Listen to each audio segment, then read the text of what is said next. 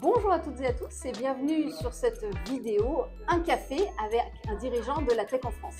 Alors aujourd'hui, j'ai le plaisir de rencontrer David Coste, président de Fortero. Bonjour David. Bonjour Caroline. Alors Fortero, on connaît tous en tout cas certains noms de Fortero. Est-ce que tu peux nous redonner en bref deux, trois mots de C'est vrai Fortero? qu'on connaît plus les marques de Fortero. Et en France, c'est Clipper, c'est Helios, c'est Silog, c'est Silob, c'est Abbas, c'est ProConcept. Tu vois, beaucoup de marques. Et on ne connaît pas moins bien le groupe Fortero. C'est à peu près 1700 collaborateurs en Europe. C'est à peu près 400 en France. Et notre métier, c'est d'apporter des ERP aux champions cachés de l'industrie, à toutes nos PME qu'on voit en territoire et qui tous les jours fabriquent des choses qu'on voit tout autour de nous. Aujourd'hui, Fortero, par exemple, c'est 4000 clients en France, pour te donner à peu près un ordre de grandeur. D'accord, donc vous êtes complètement impliqué dans les projets actuellement de réindustrialiser la France. Nos PME, comme tu le sais, pour réindustrialiser la France, ont besoin de compétitivité.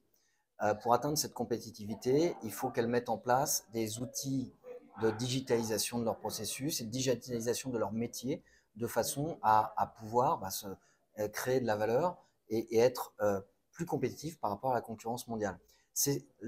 Les outils que nous apportons contribuent à mettre en place tous les outils nécessaires pour mettre en place l'industrie 4.0, pour digitaliser les processus, pour arriver dans le cloud, et ce qui va leur permettre d'avoir accès aussi à d'autres technologies et in fine, préparer le futur pour eux, pour leurs propres clients.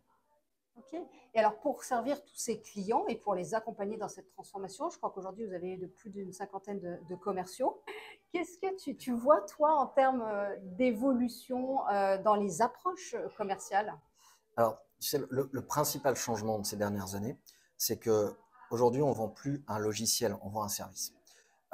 C'est d'apporter un service complet qui va permettre à nos clients de s'exonérer de ce qui n'est pas leur métier, à savoir gérer un logiciel, gérer de l'architecture, piloter tout ça, faire en sorte que ça marche, mais vraiment mettre à disposition de nos clients un service qui va leur donner ce dont ils ont besoin pour pouvoir faire leur propre travail. Et ça change complètement l'approche commerciale. C'est-à-dire que là où nos vendeurs avant vendaient un outil, un produit, aujourd'hui vendent un service, et dans l'appréhension de besoins des clients, dans la compréhension des enjeux, de comment on va faire l'adéquation entre les problématiques du client et nos solutions, et ce métier a changé. C'est pas la même façon de travailler. C'est ça qu'ils doivent apprendre. Le grand changement, c'est que on est beaucoup plus collaboratif avec nos clients, où on doit leur apporter des solutions à des problématiques. On les a pas toujours sur étagère, ces solutions, et la co-construction avec les clients fait partie aussi de ce qu'on attend d'un commercial aujourd'hui, là où avant on attendait surtout qu'il signe ses contrats à la fin du mois. D'accord. Et en termes de leadership, c'est Ouais. pareil aujourd'hui, depuis le Covid, on a vu énormément d'innovation en termes de leadership. Qu'est-ce qui fait qu'un leader réussit chez Fortero? Alors, bon, évidemment, il y a un tronc commun, hein. Quelle que soit l'entreprise, le succès du leader, aujourd'hui, il a un certain nombre de prérequis.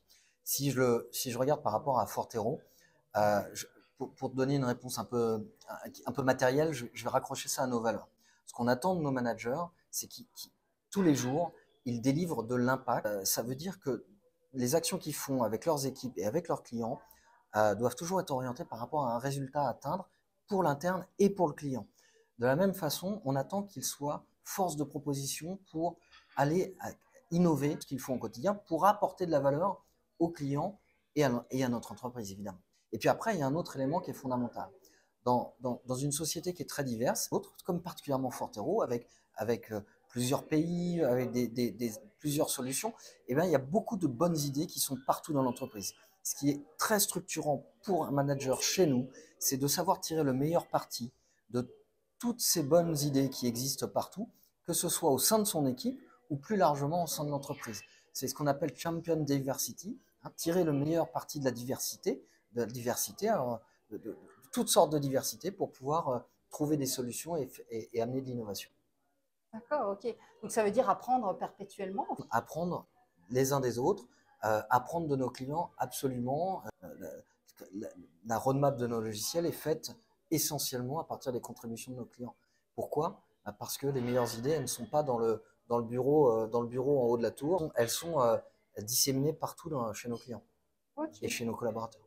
D'accord, donc tu touches un sujet important pour moi, hein, qui est tout ce qui est l'apprentissage, le fait Bien sûr, d'apprendre, de ouais. se challenger en permanence.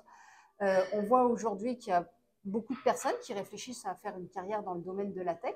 Ouais. Qu'est-ce que tu dirais à des jeunes ou à des moins jeunes qui sont peut-être en reconversion ou qui commencent leur carrière? Qu'est-ce que tu leur dirais par rapport à ça? Alors, allez, il y a une catégorie de personnes à qui je voudrais parler, c'est mesdames.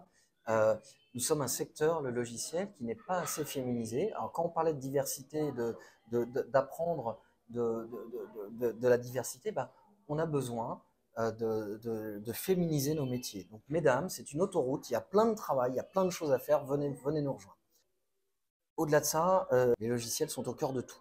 Donc, si j'avais une proposition à faire à nos jeunes, c'est que les logiciels dans l'industrie a un futur immense et je les inciterais à commencer leur carrière là-dedans parce qu'on a beaucoup de choses à créer, beaucoup de valeur à apporter aux industriels et à construire le futur ensemble.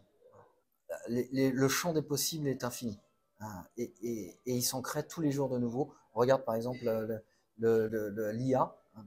Il y a 2 ans, on en parlait à peine. Aujourd'hui, le champ des possibles est immense.